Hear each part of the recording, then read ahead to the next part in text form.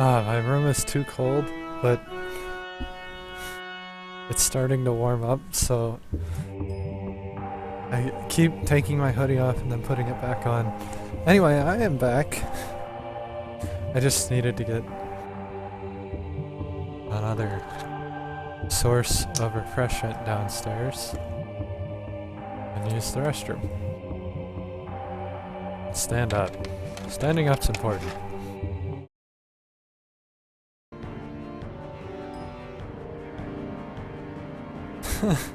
Yeah. Games are cheaper on PC. Especially Steam. Steam has sales all the time. If you're buying games right when they come out, then no. They might be a little bit cheaper depending on the game. Nah. I only drink one thing. Surprising. Not really though. But this is all I drink. Dr. Pepper. I haven't drank any alcohol in forever. I don't drink coffee because it tastes nasty to me, personally. And, this looks scary.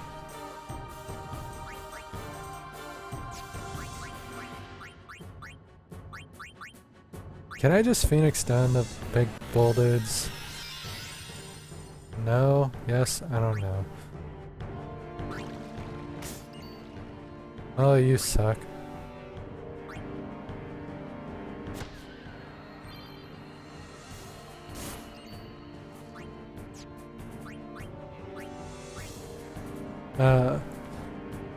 But yeah. I've started to drink more water, because I need to, but for the most part, it's me drinking a lot of fucking garbage.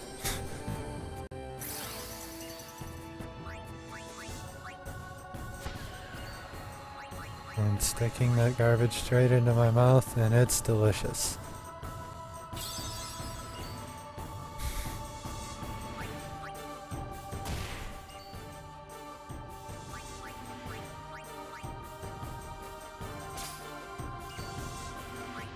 You'd think so, but somehow I'm still here.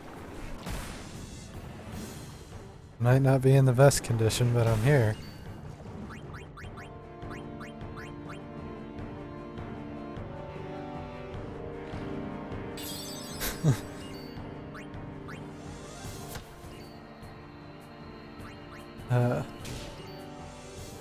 I only started drinking water because I started streaming more often. Dr. Pepper. Mr. Pibb's okay. I prefer Dr. Pepper though.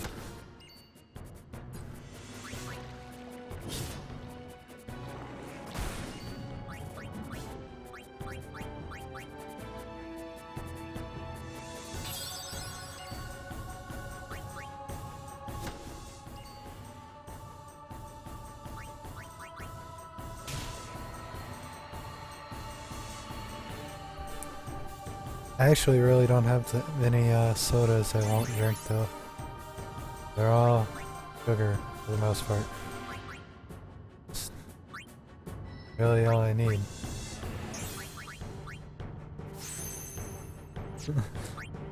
Sugar to put into my body.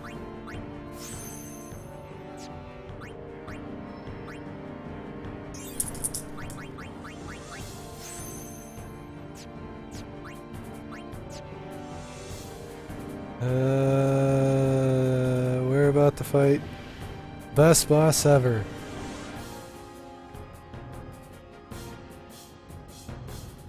I love that there's always one of these bosses in every game. I might not necessarily find them in every game, but there's always one of these bosses in these Final Fantasy games.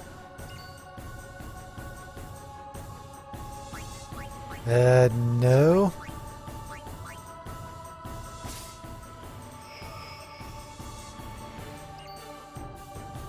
When I think of Surge, I think of the Lieutenant. If it was before 91, that would, no, not underwater fights. This fight in particular, this boss fight, is, a common fight in, Final Fantasy games. Common boss fight. There's always at least one. I usually don't find them.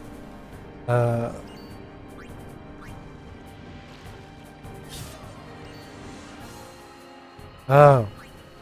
The only Mountain Dew like soda I drank was Mellow Yellow outside of Mountain Dew because ever since it like started it's become this huge thing, so I doubt anybody who's tried soda hasn't tried Mountain Dew.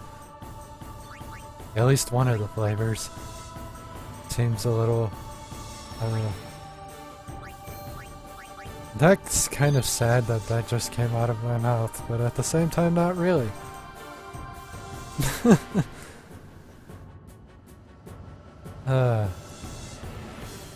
Now, the fight I was talking about is an undead boss fight. There's always like one in every Final Fantasy game. There were two in Final Fantasy VIII. And, I fought both of those fights seriously. I fought this fight seriously the first time I did it too. However, none of them have to be fought at all.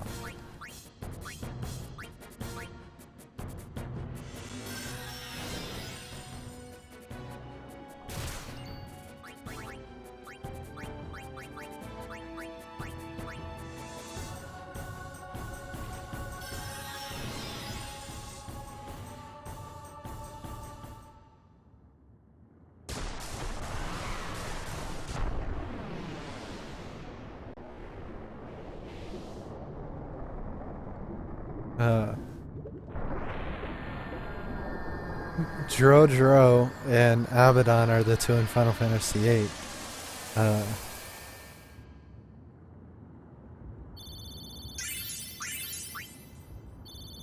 Well, you get what I just got. You get XP and you get these items. That doesn't change. You still did the fight. It's just you cheesed it instead of... Now you can use that fight to your advantage to move yourself to the exit.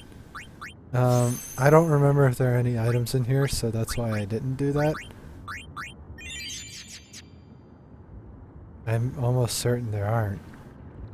Oh, there are. That's nice. What is that? I bet that's a fucking... Evade encounter. Oh, that sucks. So doing that fight while running away from it can actually advance you to the exit. Or you could just kill him and then get all these items.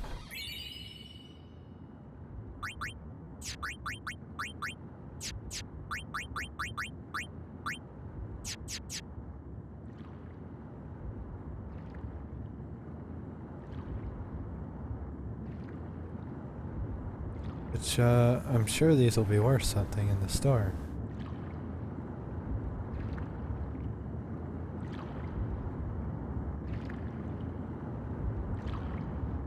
I don't think I find anything else down here, but, that doesn't really matter.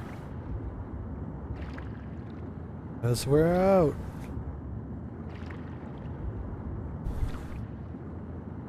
Now, if I remember, there's one more fight before we can leave Bavel.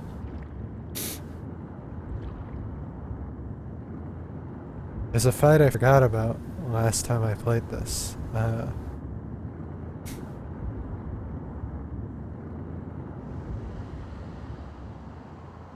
And it's the only reason I don't really like Seymour as a main antagonist. You alright? We were so worried. It's good to have you back. Thank you.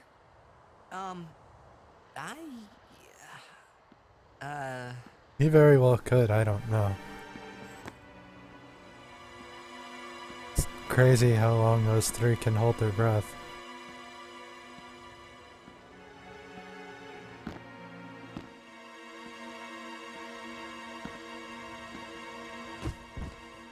But there's only one thing I don't really like about Seymour as the antagonist, and that's Keenock. how many times you fucking fight him. Why you? Like, I have saved him. most primary antagonists He was a man who in the craved Final Fantasy power, series you fight and once. great power he had, but he feared. Granted, some of them have many phases. Trembling at unseen enemies, You only spent fight his them days once. scheming petty schemes, chased by Because his they're already fears, fucking never knowing rest. over the top powerful. You're supposed to be getting that Now powerful he has no worries. so that you can kill them. He has been granted sleep eternal. Seymour you fight Death is a sweet 4 slumber. times. All the pain of life And somehow he's getting swept stronger away. and stronger and stronger. Stronger. I don't understand. Because throughout the story it doesn't seem like he's actually getting stronger. Don't you see? Do you not agree? But in combat he is. And That it doesn't make is why sense. I need you. Come, Lady Yuna. Come with me to Xanarkand, the lost city of the dead. With death on our side, we will save Spira, and for this, But it's the only thing. I will take from 'Cause you I like your his, strength, Yuna, your life, and become the his- next Sin. I will destroy Spira. Character for the position. You're totally nuts.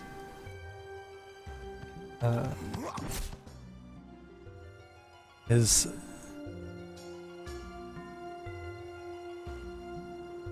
psychotic thought process, his history, his Very well. position I in will the give you story, your death. all makes sense You for wanted so. the antagonist, but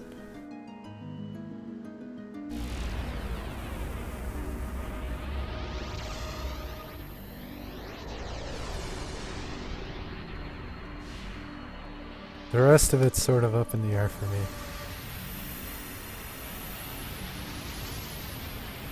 Because I mean, even Garland in the original Final Fantasy, you fought him twice, but the second time was after he successfully transformed himself, so he wasn't Garland anymore.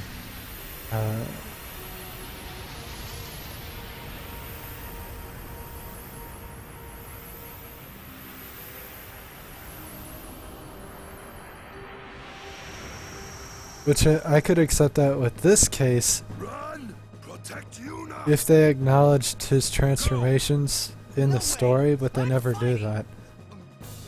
I said go! They just sort of ignore it and he becomes Seymour again, which confuses me.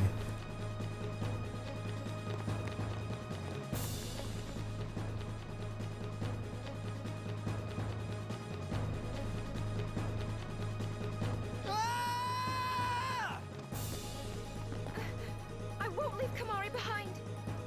He's a guardian. Protecting you is everything.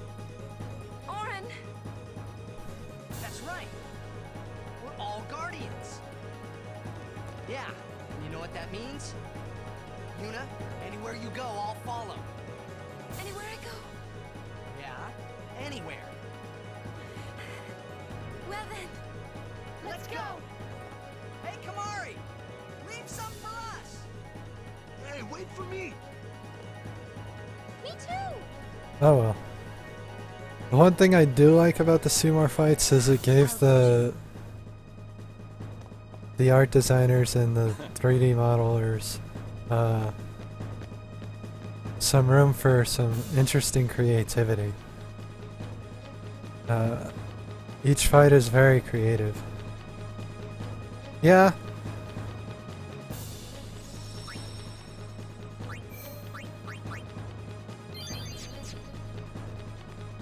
You'll fight anything you... Kinda is.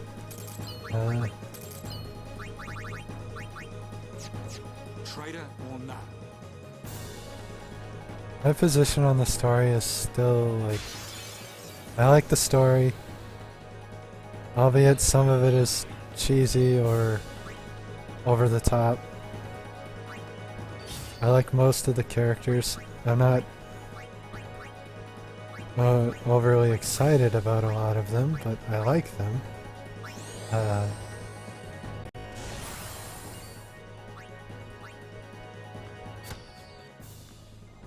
Titus does sort of ruin the story a little bit for me, because he doesn't become a character I can enjoy until the end of the game. Just not acceptable for me.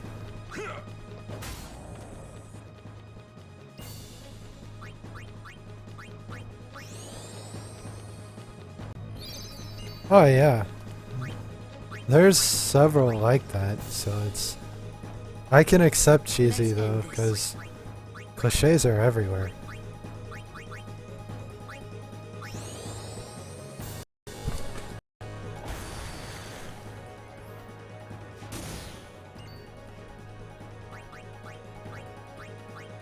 I have a problem accepting slow character development in games.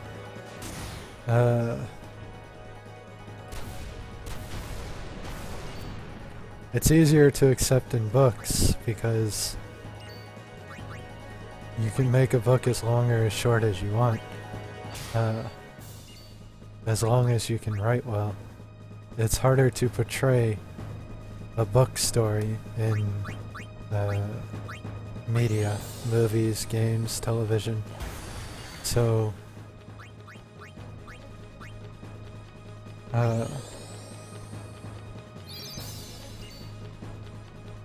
typically no game has the length to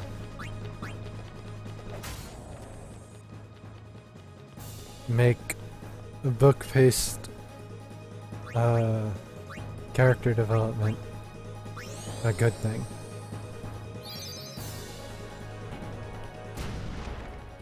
Which is one of the failings of Final Fantasy VIII, but I liked Squall better than I liked Titus at the beginning.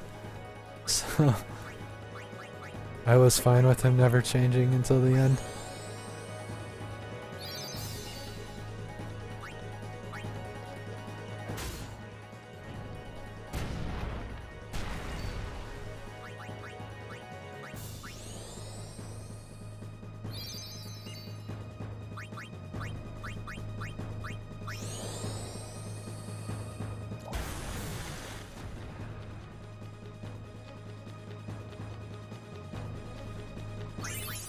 I guess it could be worse.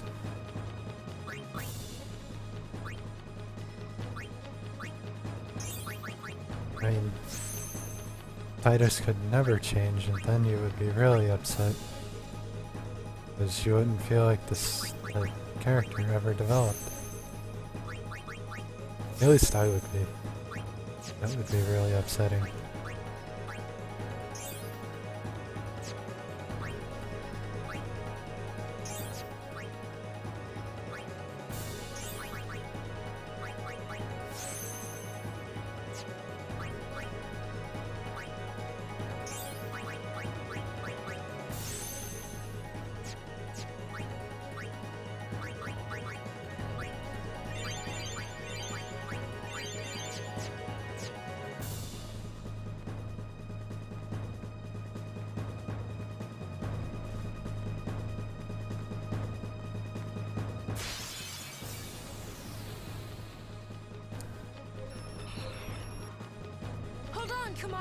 Waka also made it really hard for me to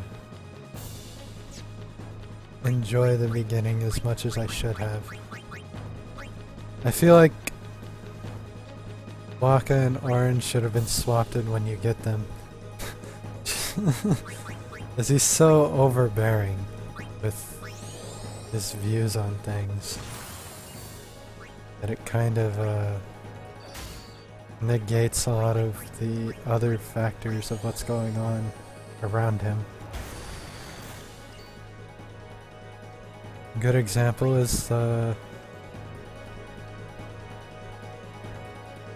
tournament or the Moonflow, where he's just really, really frustratingly over the top about the Albed.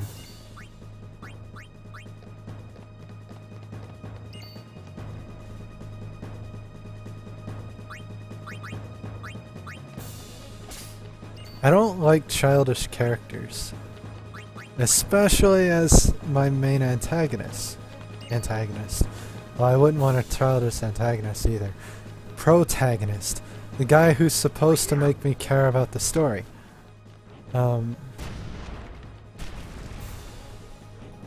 Which is something that really bothered me about this game. Was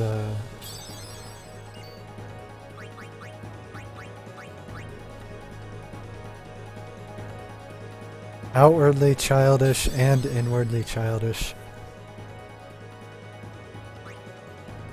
are really frustrating to deal with, because I have no idea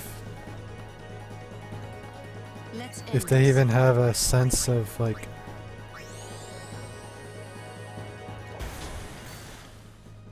what it means to be someone who doesn't just sit there and like expect everything to go the way it should go.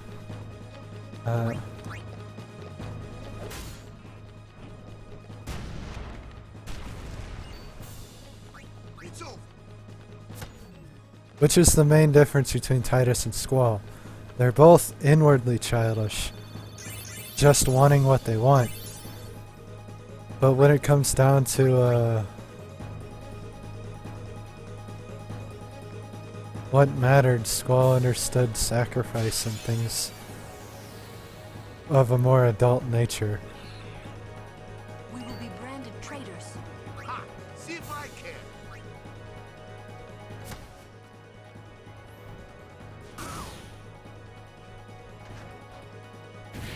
Which, you never really get that resolution out of Titus because of the story. The story just sort of changes it from, well, you can't always get what you want, to this is actually wrong and we're going to change it, which is kind of upsetting. I love the story. It's just a little upsetting that I don't really get adult Titus until literally we're inside Sin.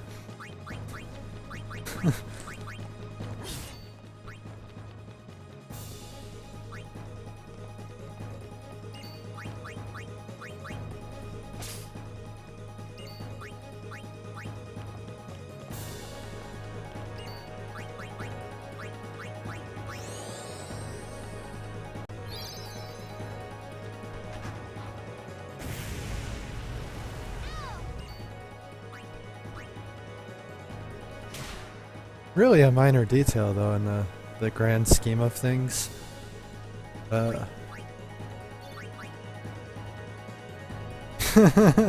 Yeah. But it took so long. And that's all I'm upset about. Like, if it had happened any point before the end of the game, I'd probably look at him like I do Cloud.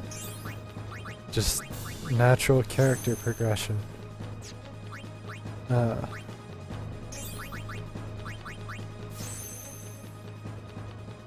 I mean, in all honesty, the best character progression wasn't even in any of the games mentioned. It was probably 4. Cecil probably had the best character progression of any main protagonist. Of course, I haven't played 6 all the way through. And I highly doubt 12 is going to have even close to 4 with Vaughn. I haven't played 5 all the way through either, but the main character in that game doesn't even seem like a main character. And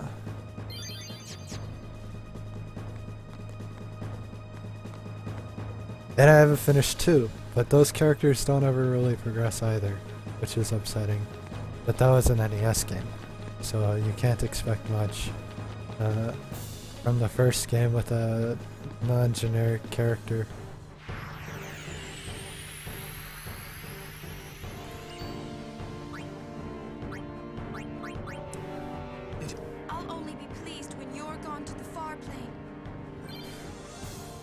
Yeah, that game had a lot going on for it. So, you too seek freedom from this painful life?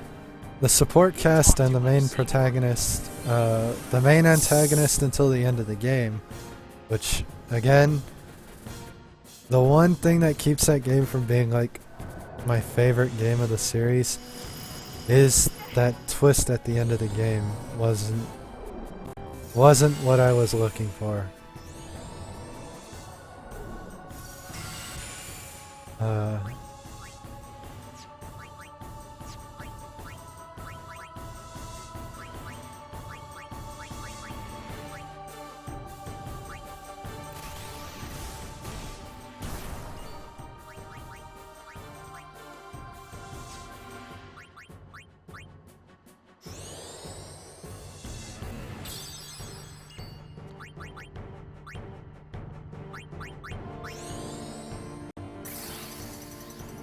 No. The one that sent you to the moon.